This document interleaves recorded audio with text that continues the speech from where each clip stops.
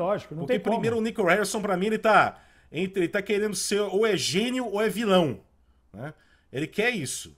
É o extremo. Ou ele vai se tornar o mais improvável gênio, ou vai ser o mais provável vilão. Afinal de contas, é ele que é o responsável pela troca do melhor jogador da equipe, a cara da franquia, um fenômeno, um gênio, um talento absurdo. Absurdo, aliás, aqui no Jaracas, semana passada, a gente citou um pouco disso, né? Chegamos até a falar.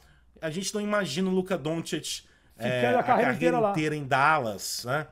A gente chegou a falar isso e, na verdade, bem rápido aconteceu depois que a gente falou isso, né? Mas, sinceramente, se ele mantiver a postura dele atual, eu não consigo imaginar o Luka Doncic com 35 anos, 34 anos, 33 anos, tendo o impacto que ele pode ter diante do talento que ele tem, né? Porque realmente, acho também essa influência do LeBron na base do constrangimento pode ser fundamental também para duas coisas. A influência do LeBron na base do constrangimento, mostrando a dedicação que ele tem, né, pro Doncic e fazendo disso uma pressão, e também a raiva que o Luka Doncic vai ter em relação à situação em que ele foi submetido. É isso. Porque para todo mundo era impossível. Você vê as reações de quem estava jogando na hora, Portland, Phoenix, vê a reação do Curry, vê a reação na internet. Todo mundo achou que era falso. Porque esses caras com o status que o Doncic tem, eles se sentem intocáveis quanto à possibilidade de troca. Ainda o Doncic, que a gente imaginava o Doncic saindo do Dallas, é porque ele pediria no futuro uma troca. Exato. Porque não foi campeão. Esses caras se consideram intocáveis. Exato. Né? Ainda mais intocáveis e inimaginável uma situação em que ele sequer é informado. Ele é consultado. Anteriormente. Exato. Consultado. Então, diante disso, eu fico imaginando também como o Luka Doncic pode usar como combustível isso em relação ao Harrison. Inclusive, você citou aí desse caso do Curry, né? Agora eu vou começar a ver contra os olhos quando tiver o jogo Golden State contra Dallas, que eu não sabia dessa situação aí do Stephen Curry com o Nico Harrison, com toda aquela situação que a gente falou lá da Nike, lá, dele errando o nome dele, usando material que era do Kevin Durant. Então o Curry certamente tem um belo combustível quando vai enfrentar um time que tem como general manager o Nico Harrison. Que eu depois vi que foi jogador, sem muito sucesso, né? Jogou até no exterior, fora dos Estados Unidos, jogou até no Líbano, né? E era um cara esforçado, era cara de defesa. Então também fico imaginando isso. Que um cara que não teve sucesso na carreira em quadra e depois enveredou por essa área executiva, né? Ele certamente não vê o Luka Doncic como o grande exemplo a ser seguido. Porque o Doncic é puro talento. É puro talento, é um gênio. Mas é o cara que... outra coisa também, outro olhar para uma imagem do ano passado, né? Da bebida. Aquela imagem do Luka Doncic e o Michael Phelan tirando a lata de cerveja da mão do Doncic, ganha um componente simbólico ainda maior agora. Na época, era o Dallas comemorando, né? Venceu o Minnesota, fechou a série, conquistou o Oeste, o Luka com o pai dele ao lado. E a reação dele, ele se divertiu com isso. Olha, é um garoto que um comandante retirou a lata de cerveja da mão dele e ficou sem reação. Para mim, aquele momento da retirada da lata de cerveja já mostra como já havia uma insatisfação dos executivos, dos componentes. Eu fiz assim, apareceu um negócio assim, vou fazer aqui também, vou fazer de novo. Com relação ao comportamento do Doncic. Não foi só agora que aí teve a contusão da panturrilha e agora mudaram a ideia e vamos trocar. Não. Parece que já é algo que vem. Só que, evidentemente, a vitória silencia. E ele conquistou a conferência, chegou na NBA Finals, perdeu, mas chegou na NBA Finals. Então, não sei, vai que o Luka Doncic já estava tentando fazer era o responsável dentro do elenco do Dallas por um tráfico de lasanha. Né? Era o cara que estava começando um empreendimento e já estava distribuindo narguile para os jogadores dentro do elenco, para os novatos. Não sei. Eu acho, sinceramente, tem muita coisa aí por trás disso, mas até o momento o que eu posso dizer é que é um absurdo, diante da informação que a gente tem, é um absurdo a troca, uma das piores trocas, né? Então, e por Aliás, tão qual pouco, a pior né? troca da história da NBA?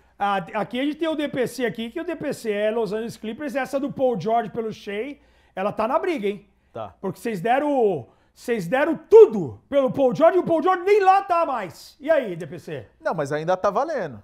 Ainda não, eu acho que não é o momento ainda de dizer essa troca foi ruim. Esses dias eu tava discutindo com um amigo meu do OKC, que ele tava me zoando, eu falei, não, mas pelo menos o máximo, a gente não foi campeão, mas a gente chegou numa final de conferência. Que nunca tinha Tranquilo, chegado. Que nunca tinha chegado. O OKC ainda não chegou numa final de conferência, mas aí ele pegou e falou assim, mas a gente chegou numa final de NBA Cup. Eu falei, eu saí. Falei, beleza, cara. Não, NBA Cup ainda não. Mas sem dúvida nenhuma, é o que chama atenção, além da troca, de você abrir mão do franchise player, de tudo que a gente falou, e muita gente tem falado, o Mark Cuban, que era o dono do Dallas, ele não é mais o dono. Ele é minoritário, não é o cara. Ele que é apaixonado pelo Luka Doncic. Eu acho que se ele tivesse sido consultado, esse cara ia vetar. Por isso que a troca só aconteceu porque ela não vazou. Se ela tivesse vazado, alguém ia botar a mão e ia falar assim, cara, esquece isso aí, vocês estão malucos. Você entendeu? É mais fácil trocar você, Nico Harrison, do que trocar o Doncic. Alguém ia chegar a essa conclusão óbvia, entendeu? Por mais que esteja trazendo o Anthony Davis no melhor momento da carreira do Anthony Davis, hein? O Anthony Davis não tem nada a ver com isso. O Anthony Davis é um excepcional jogador dos dois lados da quadra, um dos melhores defensores da liga. Eu só vou acreditar nesse Dallas se o Dallas ainda for buscar tipo um Jimmy Butler. Meter um Klay Thompson, mais alguém, e aí vem Kyrie, Butler e Anthony Davis, e o Kyrie Irving querendo ser campeão sem o LeBron, o Jimmy Butler tentando ser campeão, e aí o Anthony Davis aí mudar totalmente a cultura do Dallas. Se não vier o Butler, se ficar com esse time, o Dallas não vai ser campeão da NBA, seria uma surpresa gigantesca, porque hoje não está entre os favoritos. Porque precisa, além de ser, mesmo o Davis ser um monstro, como ele é, mas você precisa ter um encaixe. O time está acostumado a jogar sem o Luka. O time, mesmo sem o Luka, não tem vencido jogos. Então, assim, tem dificuldades, tem problemas a serem resolvidos. O Lively The Second está machucado. Né? O Gafford tá jogando bem, dando conta do recado em alguns momentos, mas está sendo colocado para ser trocado. Então, assim, muita coisa vai mudar para as duas equipes. Em relação a... Mas eu adorei a troca! Eu adorei! Porque tesouro com papai. O senhor vai ter que criar uma dupla, vai ter que criar um nome. E eu concordei também com o Giannis. Porque é uma coisa que eu acho que alavanca a NBA. Concordo. Quando eu falo nada contra, na verdade, quando eu falo nada contra, é porque eu tenho alguma coisa contra. É igual aquela história do com todo respeito. Com todo respeito é um mas famoso me incomoda caralho. Muito quando eu vejo. Né? Quando eu vejo muito jogador de destaque tendo muitos anos em mercados menores. Eu fiz de novo aqui, eu estou saudando todo o público do Jaracas, assim, parece aqui. Quando eu vejo muitos jogadores de destaque em mercados pequenos. Então, quando o Giannis fala, eu quero ver o Jokic de Nova York, isso ia alavancar a liga de uma forma inacreditável. Eu não quero o fim dos menores mercados, dos mercados pequenos. Mas, para mim, não digo que tem que ter uma proteção, mas eu acho que é uma bênção quando os Lakers, agora com o LeBron, tem o Doncic, quando o Boston tá forte, quando o Nova York tá forte.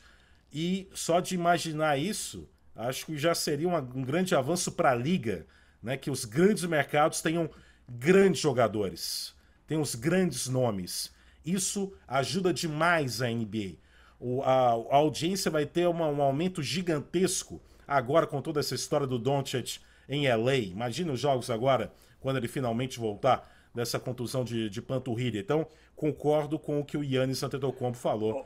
Ele fala isso, mas joga em Milwaukee. Por que ele não vai pro Clippers, o Giannis? Faz aí, DPC. Você não vai pro Clippers? Chama o Giannis pra Eu postei no Twitter. Ele, inclusive nessa frase aí, eu falei, você quer vir pra um mercado grande? Então beleza, aqui, ó. Tá uma fotinha do... Pô, ficou bonito. Imagina Giannis, Kawhi e Harden juntos. Ficou bonito, cara. Ficou bonito? Você fez uma artezinha? Não, eu peguei lá na internet, já tinha lá pronto, assim, ó, ele com a regata do Clippers azul do lado do Kawhi. Ficou bonito. Ia ser interessante. Fala, uma coisa que, ainda falando da troca do Paul George, é porque muita gente vê simplesmente aquelas 375 picks que o Clippers jogou. E vê o Paul George atual com o Shea atual. Isso, mas olhando só pro Paul George. Mas aquilo foi só por conta de vir o Kawhi e o Paul George. Então tem que incluir também... Exato.